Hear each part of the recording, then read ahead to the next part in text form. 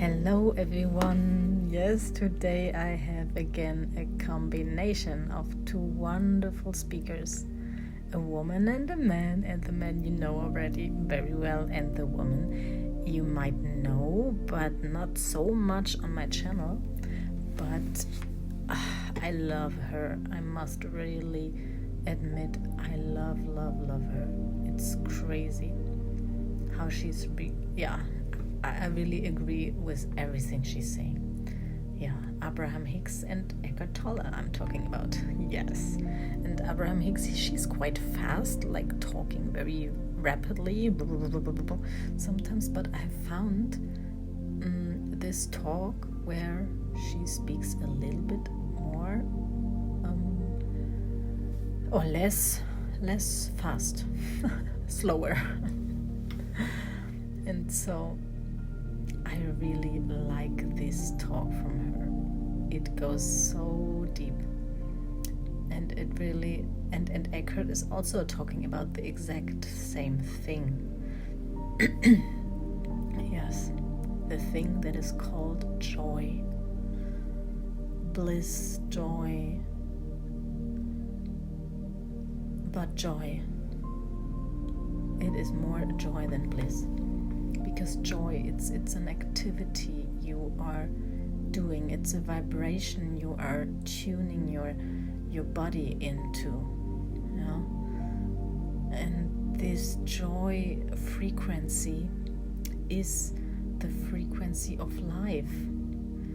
All other frequencies of anger, and anger has many facets, as I learned today at work on an exercise there. Really nice that even in companies they more and more become aware of self-growth in the way of personality, of the human being, of energy, of all these things, and you know, there I really wanted to give you that now. Anger has all these facets, even just thinking in a bad way, like about someone or about yourself, neglecting or saying something negative to you or to others or to a situation is already a form of anger. You can put actually each single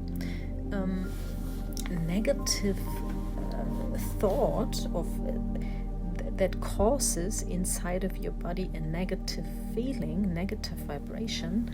You can call all this anger, the different variations and levels of anger. So you can say you have anger or you have love. Yeah? And people say also they split it into love and fear, anxiety. Yeah, it's there are different ways of putting it. I mean, even fear and anxiety, how do they feel? They feel not good in your body. They tighten you up. They make you not being able to move or to say something or to react. So it's also negative. We can also put it under anger. It's for that definition of negative feeling, you can put all the things there. So, and it is really that easy. There's just two directions. The one to tighten up, to anger, anxiety, and all these things. Depression, feeling not good. Or the opposite. Love, joy, laughing, warm-hearted feeling, open up feeling of, all this, it's the opposite. And the path to health, and what is health? Health is the status of completely feeling alive. Complete health is including mental and body. And mental most of us in this industrialized countries are not healthy, even when they are with their body. Even if they think they are healthy because their body is in shape, they go running, they go doing all kinds of sports, it doesn't mean you are healthy. Healthiness or being healthy is a combination of all the parts of your human being working perfectly, like a clock with all its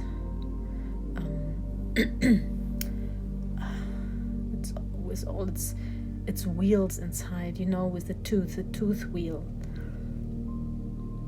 wheel, I don't know how it's called, but you know what I mean. If they work perfectly, one turns, the other one turns, the other one's turned, all these turn perfectly and smooth. Only and this is in our human being, it's a mental thing, it's a body, it's all the organs inside of us, and we often are not aware that there is an organ not functioning well. For example, if you have it starts at very little things. If you always have a little bit of a closed nose, for example, if you have always a little bit of skin irritations or a bad smell, or you have stomach issues, always a big belly, but not like it could be the way that you think, yeah, that's normal, because it's not hurting, it's not very extreme or something, but it is, and it gives you a signal that you are slightly out of this balance, out of this perfectly smooth working flow of being human, the human system. Yeah. So yeah. Enjoy those wonderful 2 talks, and I really look forward to adding some more comments also in the end for you, and the gift I have for you as well. Don't miss out on that one. I will tell you a little bit more at the end of this talk. These 2 talks. Yes. And now relax, take a cup of tea, a blanket, a relaxed place, a nice, comfortable place, and then enjoy your me time now.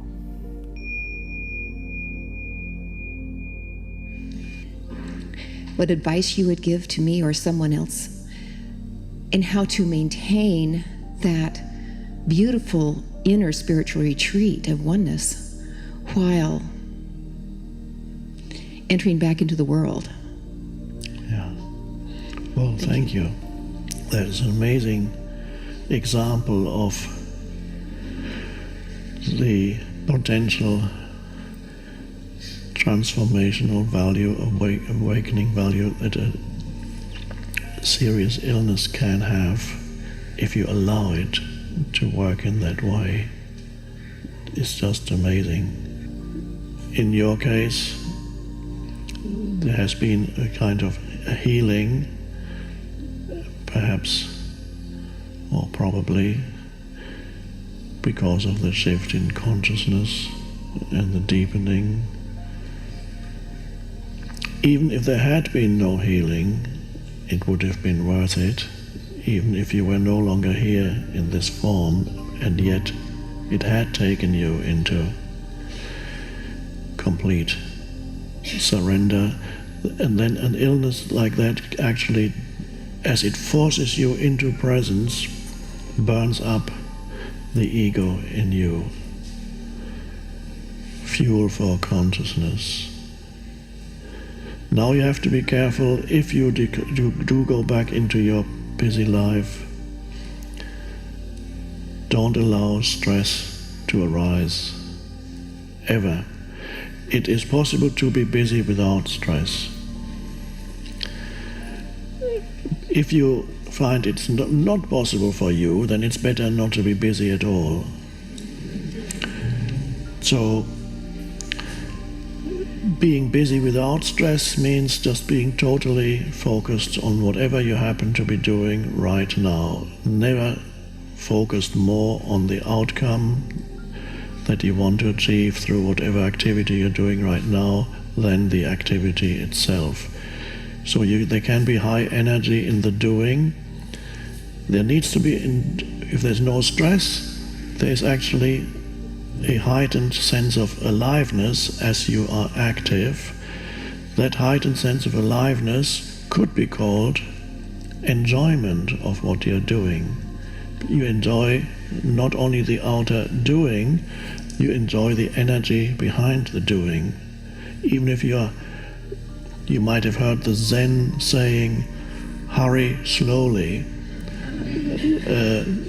So it doesn't necessarily mean that you need to be slow. You can be fast. The slow is the inner state. The slowness is the stillness and the peace that is still there, even while externally you may be very active. But as you're not focused on the outcome, you're focused on the doing, you enjoy not only the external activity, but more importantly, you enjoy the energy that is behind it, the energy movement. And then you can be working very fast or doing whatever you're doing very fast, and yet in a state of enjoyment rather than stress. So extreme vigilance is required so that you don't fall back into any kind of stress, which always means you're not fully in the doing. You're mentally somewhere else. If you find it impossible, or if whatever activity you're engaged in, if you cannot perform your function, if you endeavor to be without stress, and many times you see you can't do it, stress keeps coming back, then you should leave that activity and do something else. So, because stress will pull you back into the old consciousness. Anxiety, stress, thinking that what you're doing is terribly important. It's secondary. What's terribly important is your state of consciousness behind the doing. So it's fine to be active again, not if you don't enjoy it. So the enjoyment needs to be there.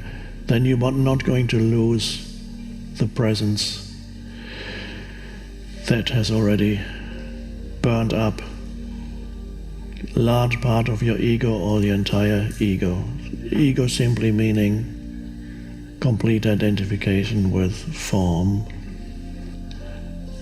What you just told us is a very inspiring example of what is possible, how an illness can be the great awakener. And it helps, of course, if before somebody becomes ill, he or she has already had some contact with spirituality, but it doesn't, even that's not necessary.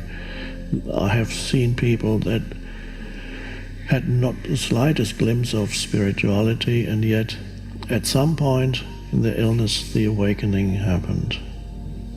I've also seen people who shortly before their death through illness became utterly and completely present, so that they actually felt joyful. There was no fear anymore.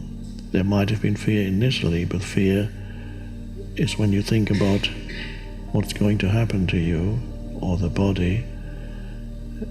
So anything like that, if you allow it to force you almost into utter and complete presence, then what looks as a terrible curse actually is transformed into blessing.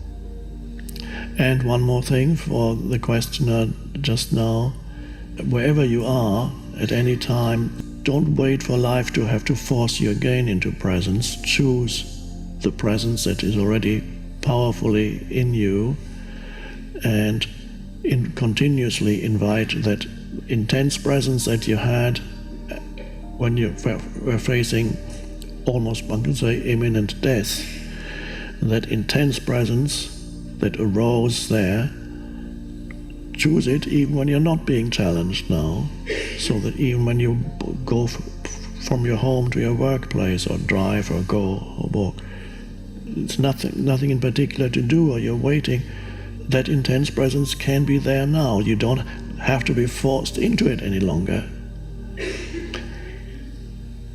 So that's a wonderful thing.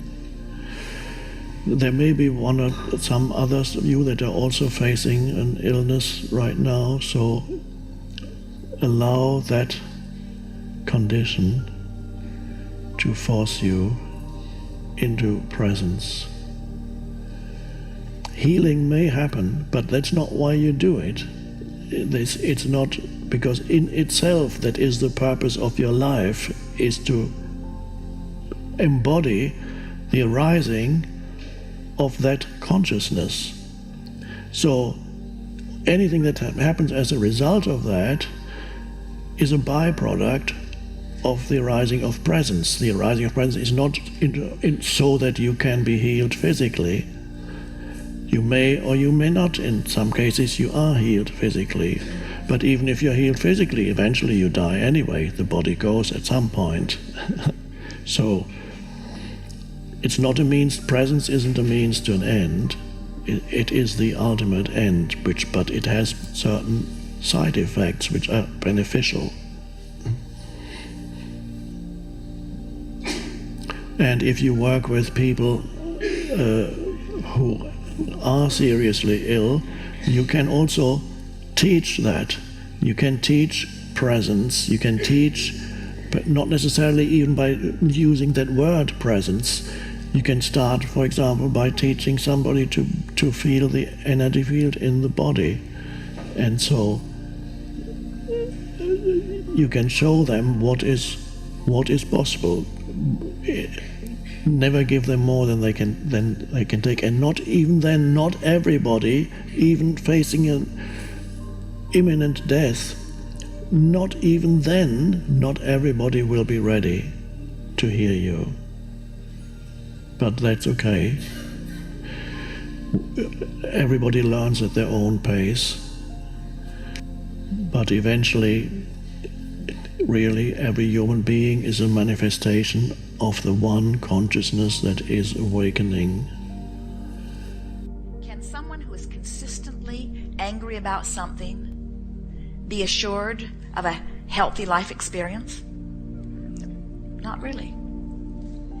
Somebody who worries about this and that and the other, are they going to have an absolutely healthy experience? Probably not. Can someone who's usually joyful about most things make a declarative statement that I will be a healthy person forevermore? Yes, they can. That's why we say your dominant quest is for joy. And when you let that be your intention, even if you're not there, you keep reaching for it, you must get there. And again, we want to say there is no condition, no matter how dire it seems, that cannot be released from your experience. There is no such thing as a fatal illness. We've never known anyone who died of an illness. We've known a lot of them who've died of fear of the illness. Because the fear is that feeling of powerlessness and a disconnect from the resources that are the healing that you're talking about.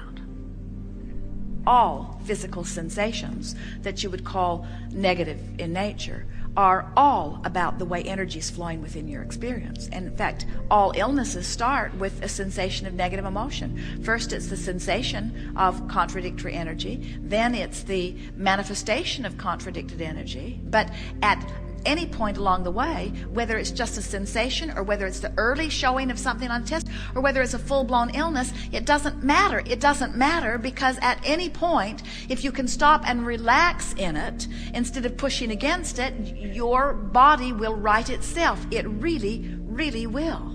Esther used to shout at the television, "Don't you know that you're creating more illness than you're helping?"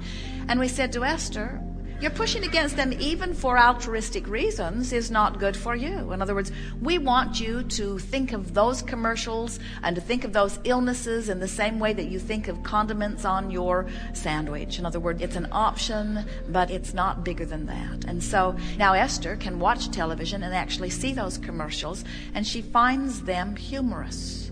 And what she says to them softly and lovingly is, you don't really know what you're talking about, because you're talking about something other than energy flow, and everything's about energy flow. So your statistics are all about something other than energy flow, and now I am immune to anything that you are talking about because I know about energy flow. And I can tell in the early subtle stages whether I'm flowing toward wellness or whether I'm flowing against it. I don't need your tests or your cures. When medicine and science finally discover that what they're looking for is the cause of the illness, not the cure for it, the cause of it, which is always vibrational. And once you understand the cause is vibrational, you immediately have the cure. You have control of the way you feel, and you're working to feel better and better and better and better.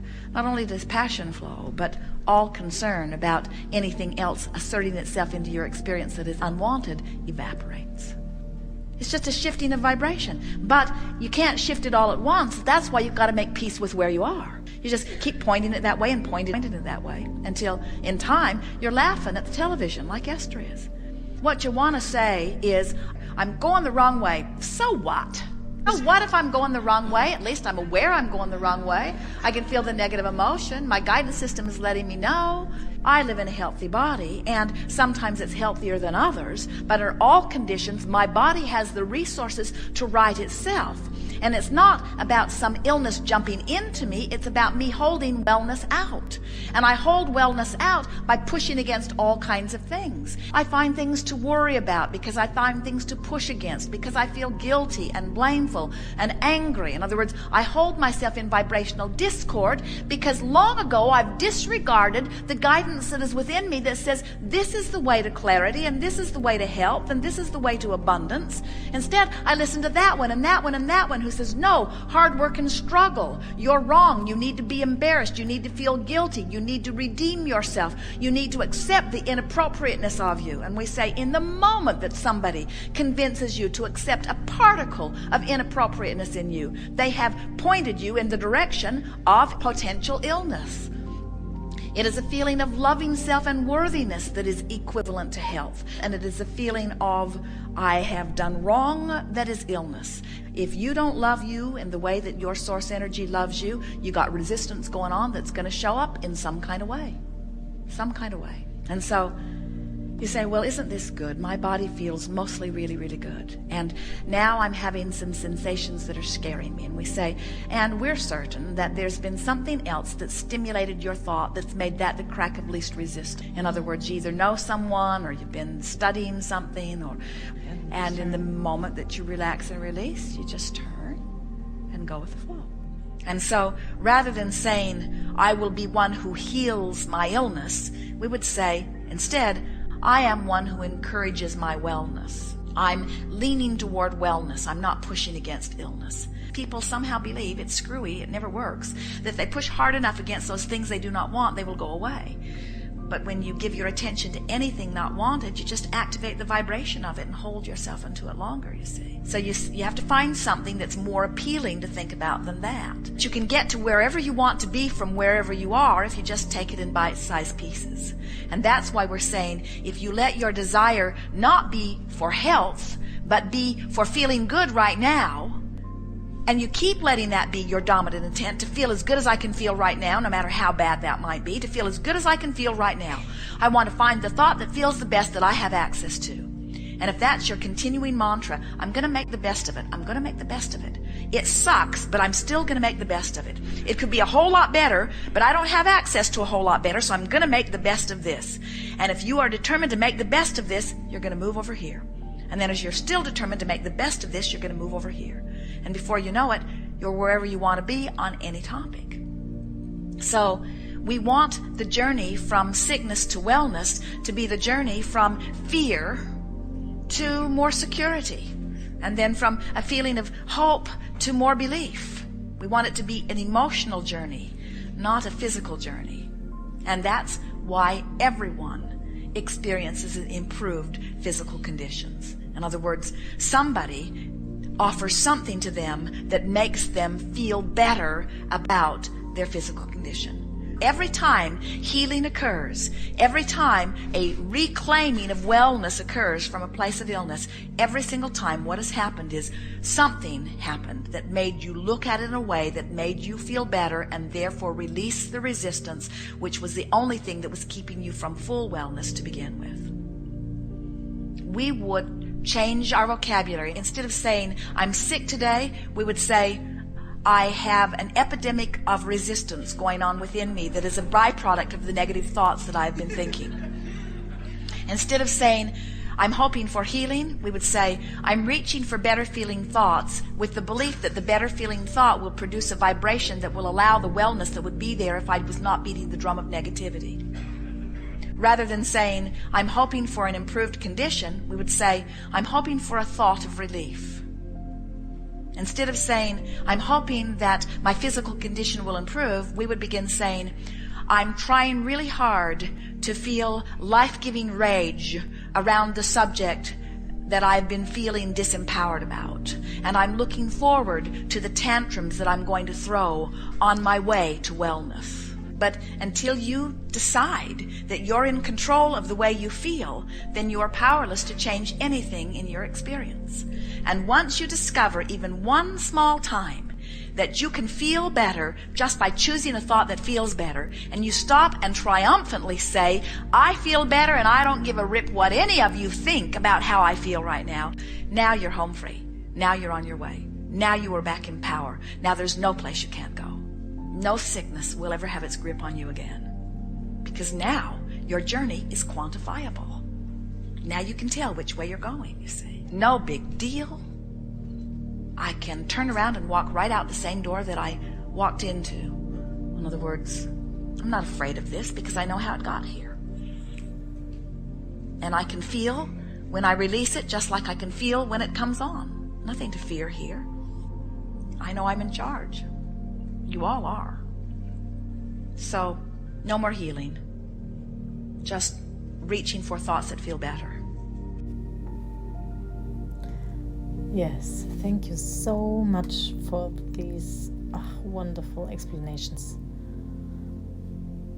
I love it. I just do. I know I tell that all the time, but it's the truth. What can I say? I can only repeat this. Yeah, and Eckhart was talking to a woman who had bad cancer, and during that period of having chemotherapy and all that, and having a lot of pain, in this moment she really got connected to that present moment of and being present, and yes, it is very interesting, and you know, all of you, that there are many people out there having had very extreme stories in their life where they faced really tough things, and through that they became able to make a shift in their life and never stepping back. Yeah, and this is one way, of course, and many people take that path, but it doesn't have to be that way. There are many people also taking the other path. Yeah, so don't worry and don't manifest such something because you think maybe then you will make it. No.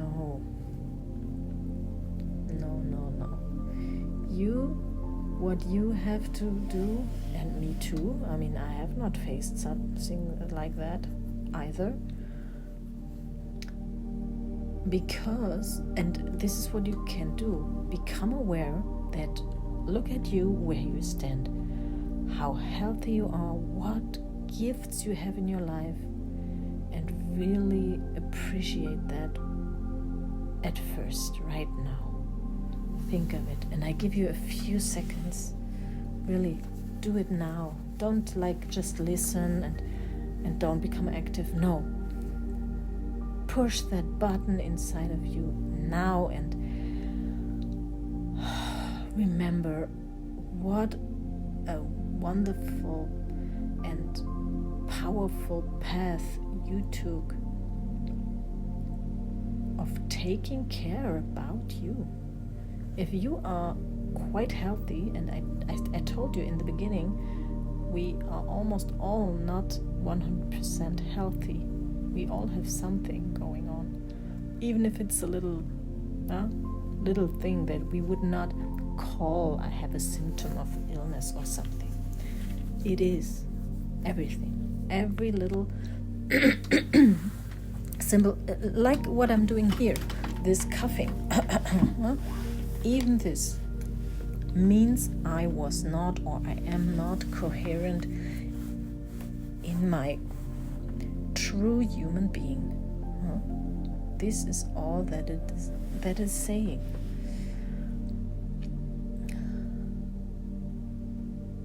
And this is what we are here, all of us, to learn, to become coherent. So, and you start doing that by appreciating now what you have in your life, what you have reached. You have reached to stay that degree of healthiness. Let's call it 95 degree of health, if we would make it into percentages. How great is that? How many people can do that? You did.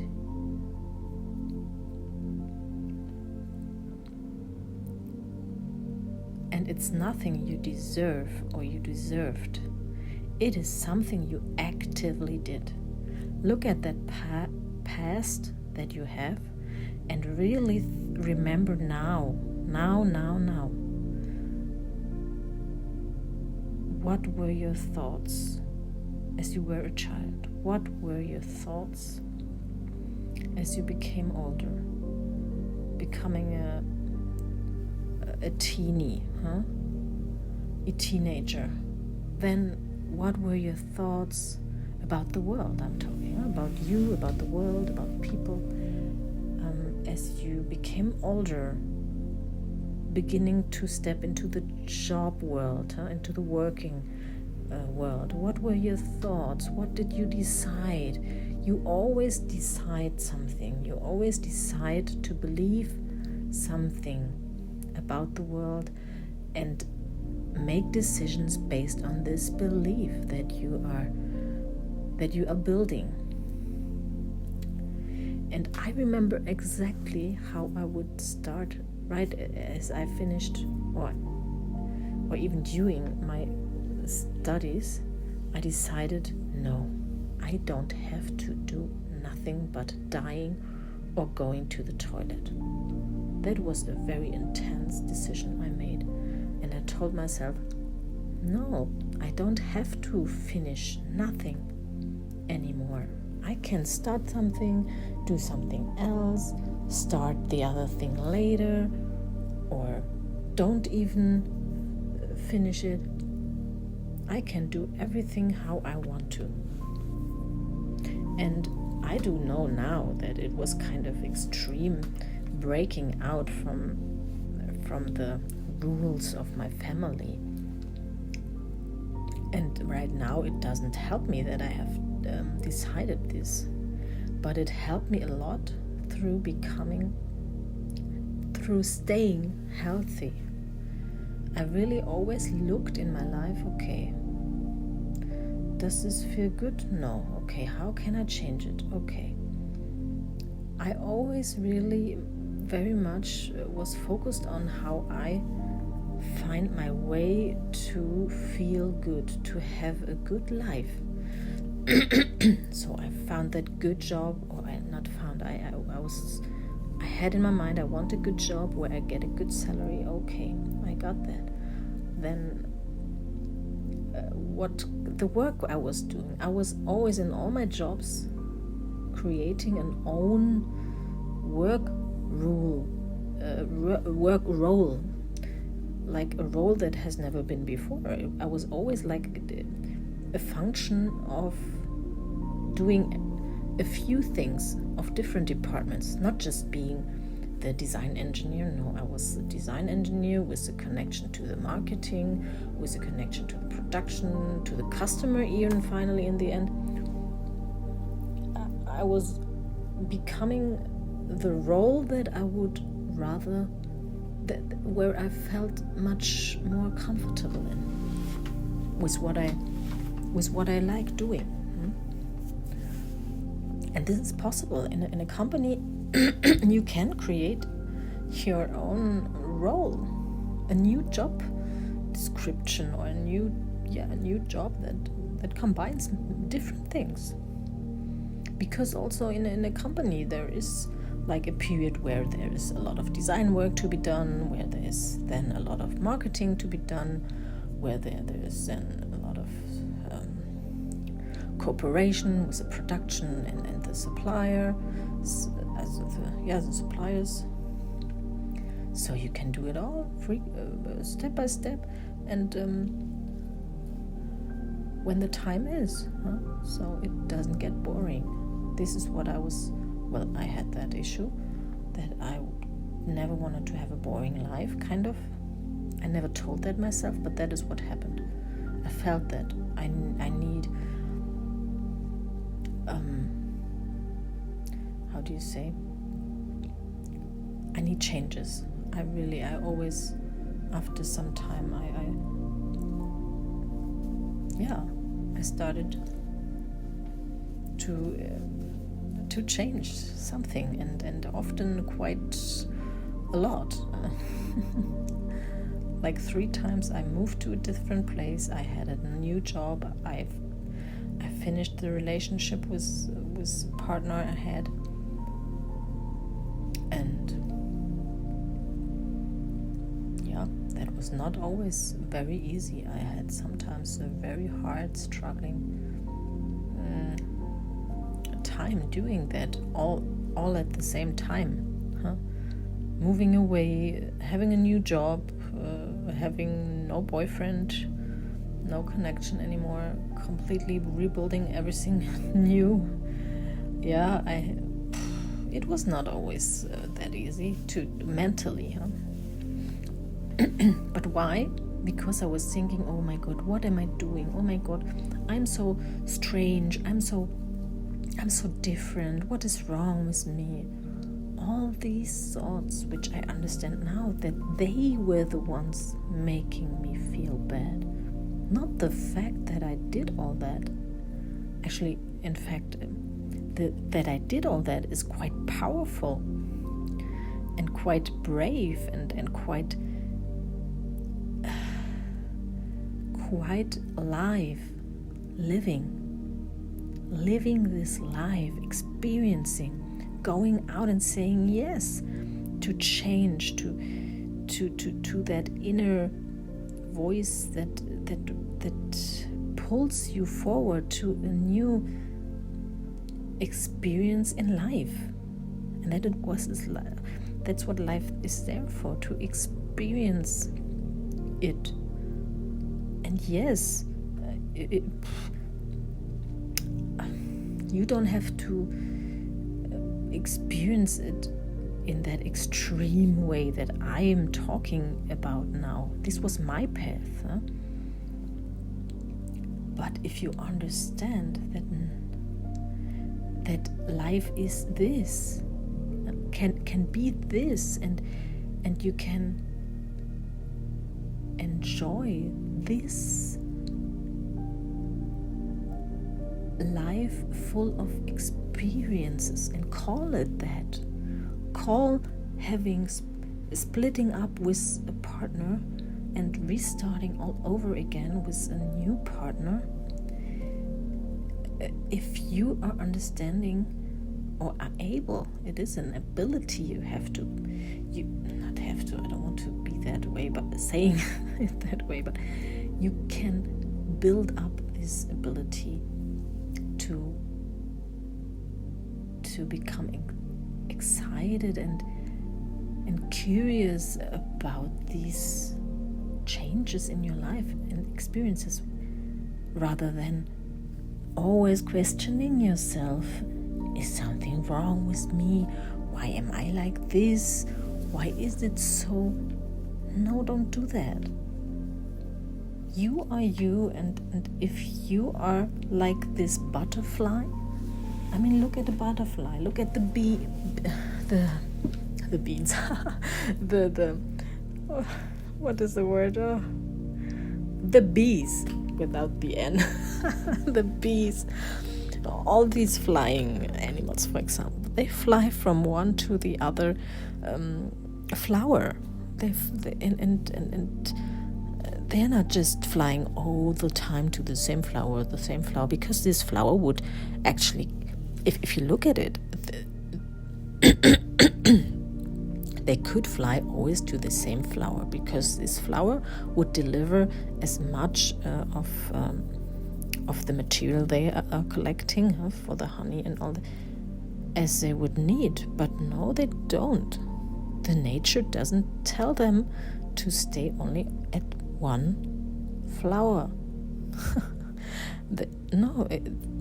Life tells them, take there something, fly on, take there something, and then make a mixture out of it. I mean, it's a nice metaphor I'm using. I'm only using metaphor, and if what I'm talking is too extreme for you and too irritating and too much triggering,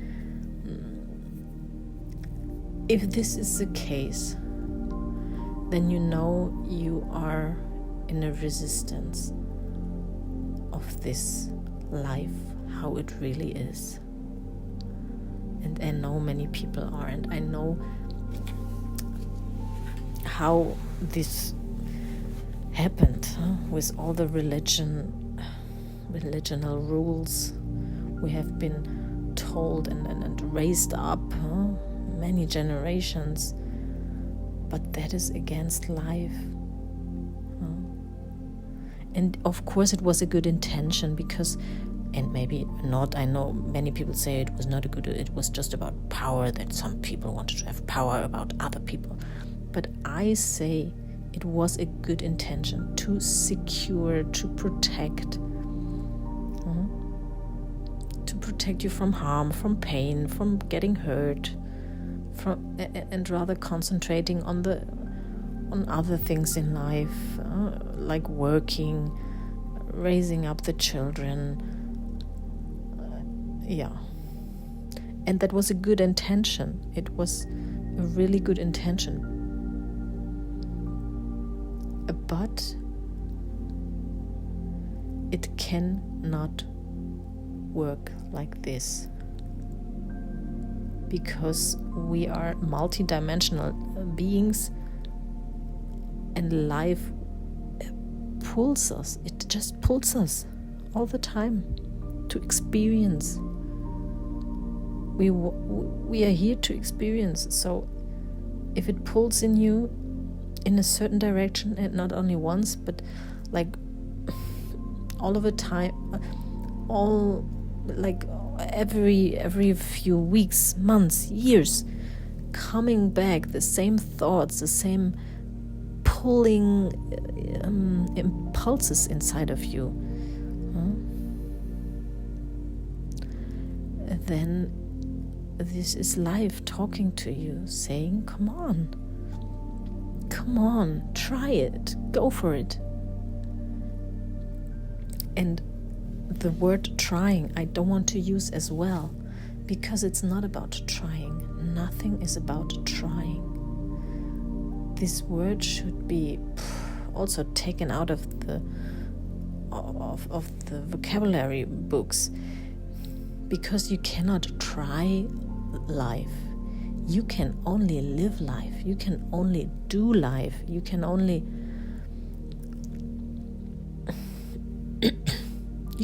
just say, yes, okay, I go. The next step, I take that next step.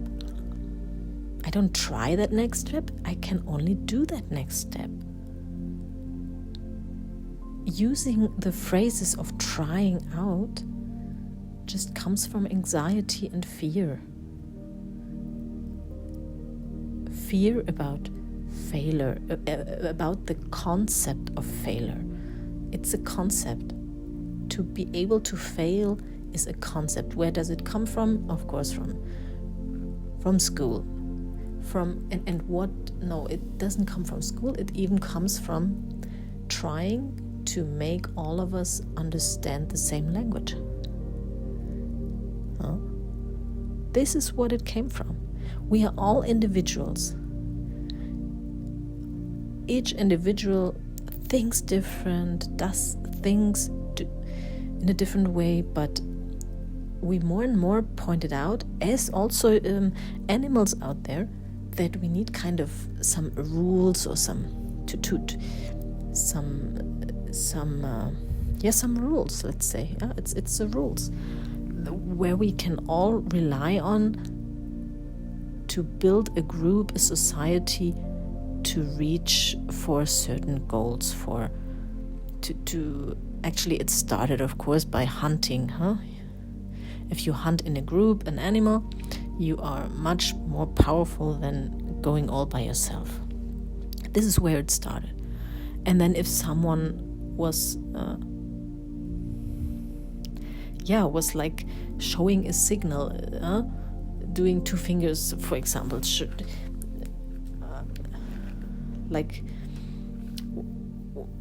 communicate, they had to find out the rule of meaning. Okay, if I use my two fingers pointing up in the sky, it means I'm okay, for example. So they had to learn, okay, this means if they are far away, they cannot talk, or they have to be calm because there are the animals they want to hunt. You have to use hand signs. So, and if someone is doing it wrong, finger down instead of up or something, meaning a complete different thing, then something bad could happen. The whole group could be in danger, or it came all from that. And that's why we created language, speaking the same words, writing the same way.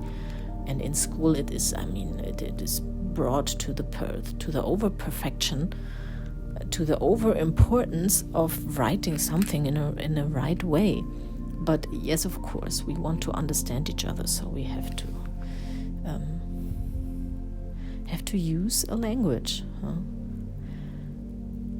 And the funny thing about it, have you ever experienced that when you come to another country and you know that language there a little bit, but you like that language a lot and you feel really happy being in that place, and you get to know all of a sudden people and you start talking with them, but in a way you feel like the things you are talking are not so important to really understand each other? I had that a few times where I felt that only with vibration of me I was able to communicate that way that the people would understand me, even though I could not talk all the right words that would be important to use. You can even talk without words. Try that out. I did that for one day, as I had to fly to I had to take the plane to fly somewhere, and I decided today I will be still. I will not talk at all. Let's see how it goes. And I was really by myself. I was really inside of me, present. I was present. And try that out, for example, to be present by saying I'm quiet today, and I will see how I can communicate without using my words. And it worked perfectly. Even one person on the security lane where we have to pass everything, I was looking at him, just using my hands, my body a little bit, and my eyes, looking into his eyes, but I was not saying anything. And in the end, he was looking at me, saying, "Oh, isn't it wonderful that even without speaking, it's working?" And it was so nice because he said exactly what I was feeling and what my intention was. He didn't know about my intention, but he felt it, without words. He felt exactly how often do we talk with each other for hours and we don't understand each other at all?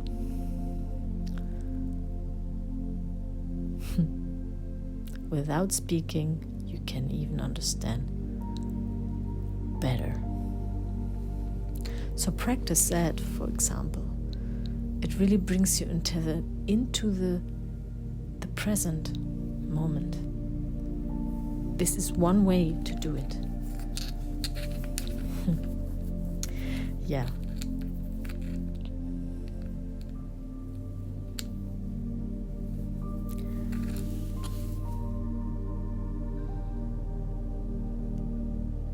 And Abraham, please, I hope you have listened to her talk as well. And if not, do it now, because it's really, really wonderful. Approached that with joy you can heal everything. You can become that one wonderful person that is healthy, even wealthy, if you like, and just having good relationships with others, just being really in its center. Yeah. Enjoy really a lot. And remember always who you really are. Yes, you are that lottery win in your life, and also all the other lives of all the other people around you, and you're going to meet.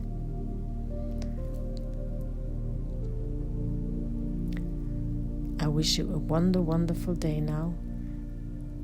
And if you like, take that free gift of a wonderful coaching session with me, where we can go deeper into your system and be really curious, excited, and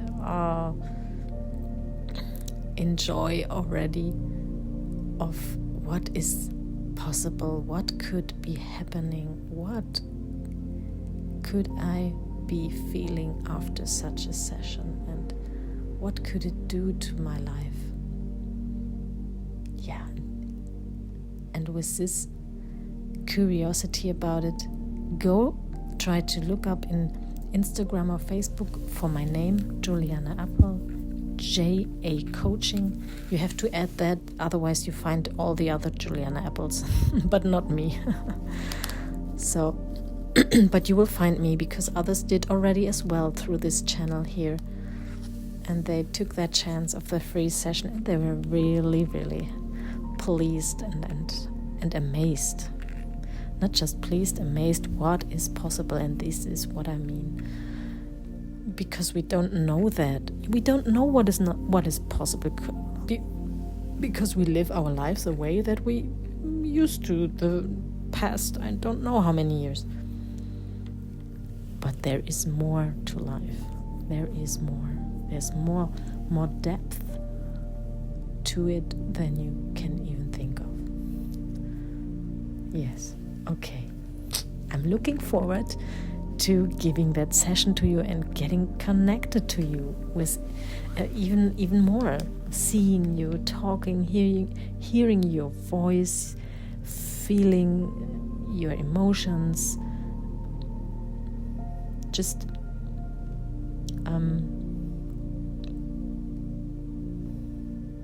experiencing your presence, your being.